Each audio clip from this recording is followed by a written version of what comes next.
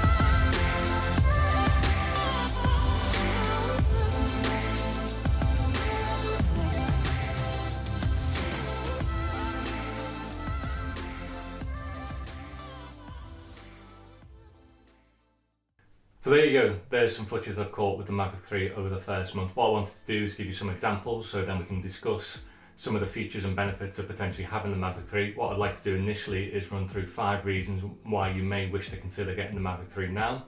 Then I'll move on to 5 reasons why you may wish to hold off the Mavic 3 now or consider alternative drones. So what I want to start off with the first reason why you may wish to consider getting the Mavic 3 is moving back to that footage that was in the opening and taking a look at one of the clips. One of the clips, which you can see here, was shot in Snowdonia, so that's in Wales, mountain range. The conditions were quite horrific. As you can hear from this particular footage, which was being took by my wife whilst I was flying the Mavic 3, you can hear the wind. So the wind itself was quite relentless on this day, approximately about 40 kilometers. Obviously the Mavic 3 tops, I suppose, in the specifications around that in terms of wind resistance. But as you can see in this footage, the camera and the video quality was unaffected by those conditions, completely stable. As you can see here, just doing a low, long shot moving backwards with the drone. The wind was quite strong, as I say, 40 kilometers, but the footage was just incredibly stable. So there you go. So the first reason I'd like to offer in terms of considering to get the Mavic 3 about its ability to handle adverse weather conditions, especially high wind. So with that, that'll give you the maximum opportunity to get out with your drone, especially in a foldable drone, probably the best performance you're going to get in terms of being able to handle those high winds, as you saw in that footage. Very high winds, as you noted from my wife's footage as well. This drone was completely unaffected, so therefore I think if you're thinking about obviously getting out there as much as you possibly can, this drone will give you that opportunity to get out there in, I suppose, higher winds that the Mini 2, the Air 2, the Air 2S, the Mavic Pro, etc. will not be able to handle, or will be able to handle, but then your footage was probably going to be unusable. As you saw in that footage, unaffected, and I was able to use that footage in the opening to this particular video. So that's the first reason. So the second reason which you may wish to consider for getting the Mavic 3 is the video quality. So let's jump back into another clip and we'll take a look at the quality that's coming out of the Hasselblad main sensor. So let's do that now. So as you can see here, we're in the Lake District, and as you can see, with it being a dark lake and then also white snow on the landscape, and then obviously a quite prominent sky and cloud coverage, you can see it's quite a high contrast image. But the video coming out of the main Hasselblad 4/3 sensor is really quite impressive, even in the shadows, getting detail, I suppose even in the highlights and in the skies and the whites, again still retaining the detail and across the image itself, not much noise itself. So if we move on to the next piece of footage, so this is at Westwater, so again in the Lake District, around 7:45, so just before the sunrise coming up over the mountains. On the right hand side of this image, again, beautiful colour profile coming out of that main sensor. I don't think you'd be capturing that colour and that dynamic range in a Air 2 especially. Perhaps you'd get it in the Mavic Pro 2 and maybe the Air 2S, but I don't think you'll retain as much detail both in the midtones and the low lights, that dynamic range across the video profile too. So that's the second reason I'd like to give, is just the overall video quality performance, especially in high contrast situations, performed really well. And as you saw in the opening footage, a short clip of some low light performance, extremely low light performance after dark over the River Mersey in Liverpool, again offered some real excellent footage, very low noise, and that's all out of automatic sensors in the camera as well. So again, just brought that footage up just down to give you a look at and a reminder of what that looked like. I will do a future video on low light performance, but that'll come up in the next episode or two. So moving on to reason number 3, and that's quite simple, it has to be the battery performance. So this bad boy here is probably giving me around 36-minute flight time. That's really impressive when compared to something like the Air 2, the Air 2S, probably getting in realistic conditions around 21-22 minutes-ish. Why that's important, having that extended, approximately 9-10 minutes battery life, is, as you saw there, we're shooting in sunrise, sunset conditions up in the Lake District. And that's really important, trying to capture those shots when conditions are changing, especially at sunrise, sunset, not having to return the drone, changing the battery, potentially losing out or missing that crucial shot. So I think for me, having that extended battery life just allowed me to maintain my ability to stay in the air, capture the shot I needed, and not worrying about having to get back and potentially missing a shot. So yeah, that's reason number 3. So just whilst I've got the battery out, I've seen quite a number of people, I suppose, complain or say it's frustrating trying to get the SD card out of the rear of the drone. That's great, pretty tricky. Just pop the battery back in. Trying to get that SD card out is quite tricky, quite fiddly, especially if you've got big or large fingers. So little tip, quite quick, take the battery out, removes, I suppose, that restrictive nature, and that's probably the simplest way to get the SD card out. Nothing game changing, not a reason why you should be buying the drone, but for all of those that are out there frustrated, just take the battery out, take the SD card out. It's a little extra step, but saves me getting frustrated. So there you go, little tip. Moving on to the fourth reason and getting back to that Hasselblad main sensor, that 4/3 sensor, and just looking at the absolutely amazing quality photographs that are coming out of the Mavic 3 in all types of conditions, whether that be nighttime photography, sunset, sunrise, whatever that may be. The quality of the photographs coming out of the Mavic 3 are really, really impressive. So what I'd like to do is take a look at a couple of examples and walk you through the various conditions at the time and just show you the quality of the photos coming out of the drone.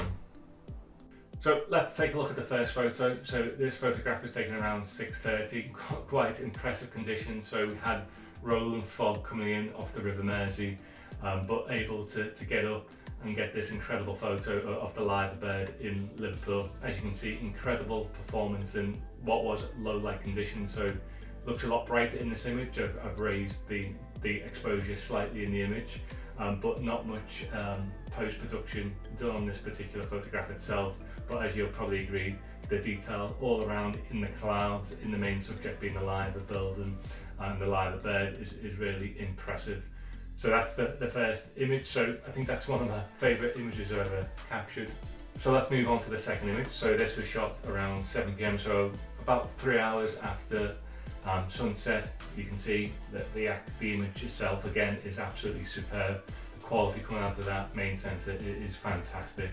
You can see there in the shadows and in the reflections, a lot of detail being retained, and not much noise, if any, right across the image itself. So I think, again, one of my favourite images, nighttime images coming out of a drone. Quite impressive, really impressed with the quality of the photographs coming out of that main sensor. So there you go. So that's the 4th reason, the quality of the photographs coming out of this particular drone. I think it's the best quality that you've seen across the DJI Mavic range and foldable drones. The quality in low light conditions, as you saw in the second shot, fantastic. Quality of the photographs, sunrise, also fantastic. The detail that's being retained, the level of noise is quite minimal. So yeah, if you're looking to get the best possible performance and quality of your photographs from a drone, you can't go far wrong from the Mavic 3. So moving on to the 5th and final reason, which I'll keep relatively brief, is just the overall flight performance of the Mavic 3 itself. So for myself personally, I just find it really impressive in terms of being able to get to, I suppose, the angle and the shot that you want to get to and getting there really quickly. So it's an absolute beast in the air, really rapid, but I suppose, as I said early on, in terms of handling adverse wind and weather conditions, pretty indestructible so far, touch wood. But yeah, just finding it really impressive. Handles those adverse weather conditions really well. But for me, it's about being able to get up into the air as quick as possible, go and get your shot, and then getting it back as quickly as possible as well. So one of the things that I suppose I find a little bit tedious with the Air 2 is when you bring it back to land, it can take an awful long time. Sometimes it can feel like a lifetime getting that back down, getting it back on the ground, or if you're hand catching it. But with the Mavic 3, pretty much as you start to get that descent going, it's really rapid. You can get it back. You're avoiding having, I suppose, crowds starting to gather around if you land in your drone, and it's quite a slow descent with the Air 2. With the Mavic 3, it's actually probably down before most people have actually noticed it's even about. And that's another, I suppose, small thing. The noise coming out of the props is a lot, I suppose, softer. It obviously still pretty prominent, but a lot softer, not that buzzing noise that you're getting from the Mini 2 and the Air 2 and Air 2S. So I suppose overall flight characteristics, found them really impressive. Yeah, that's one of the biggest benefits I would call out just now with the Mavic 3. So there you go. There's 5 reasons why I think you should consider getting the Mavic 3 just now. 5 reasons why I think it's a really impressive drone. But as I said at the top of the video, that really does depend. So what I'd like to do now is just walk through 4 reasons why you may wish to consider holding off getting the Mavic 3 if you're considering it. And also maybe consider alternative drones as well. So let's jump into the first reason, and that's quite simple. That's the missing features on this drone just now. So in terms of this product, it's by no means finished. We've got a lot of missing features. You've got the hyperlapse, you've got time lapses missing, you've got waypoints missing.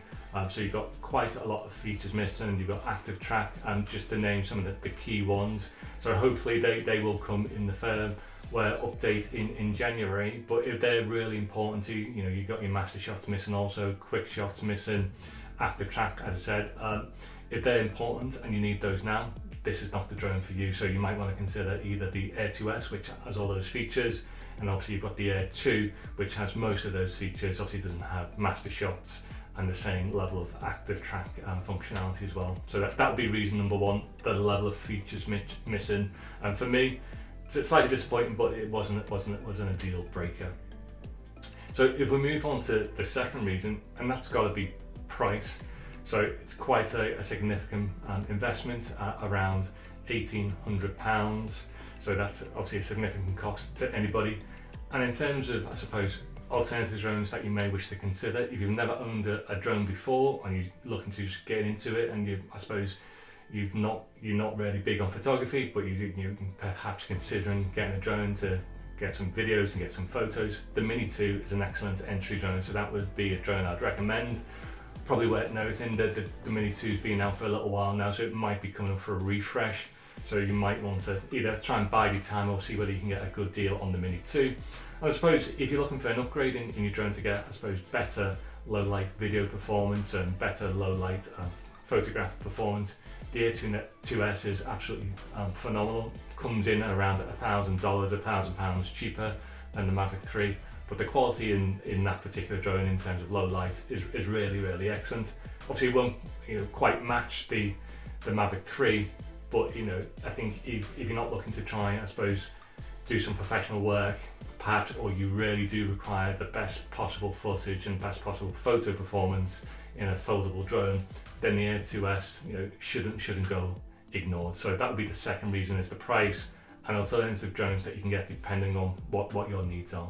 So the third reason, which just jumps straight off the second point, which I already covered off really, was around the alternative drones that are available. So as I say, if you're looking to get into drones, a really good entry drone is that Mini 2. And then, as I say, if you're just looking for a bump in performance, just to re-echo what I said, I know touched upon it in terms of the cost element, is that Air 2S is a phenomenal drone. So I think just consider your options, really do think about what your use case is, what your needs are, and don't feel like you need to get the highest spec drone, which does come with an incredible cost associated with it. So just consider your options, and I suppose obviously I'd talk to the DJI range there, but there's obviously other drone brands that you can go after which offer really good performance. You've got the Autel Nano that you may wish to go off and consider. You've got obviously the other drones in the Autel range that you may wish to go off and research too. But as I say, don't feel obliged getting the Mavic 3. There are other drones out there that could just suit your needs, and I definitely wouldn't recommend getting the Mavic 3 if it's your first drone. Start off with a Mini 2, something in that sort of size and range, to really see whether drones are for you, and then just start to make that progression. So yeah, don't feel obliged, don't feel pressured, consider alternative drones, there's plenty out there. So the fourth and final reason, so if you've made it this far, thanks for sticking with us, would just be around, there's been a lot said around the telephoto lens. If you were thinking that's a reason to go from the Air 2S to the Mavic 3, or from the Mavic 2 Pro to the Mavic 3, the telephoto lens shouldn't be a deal breaker for you.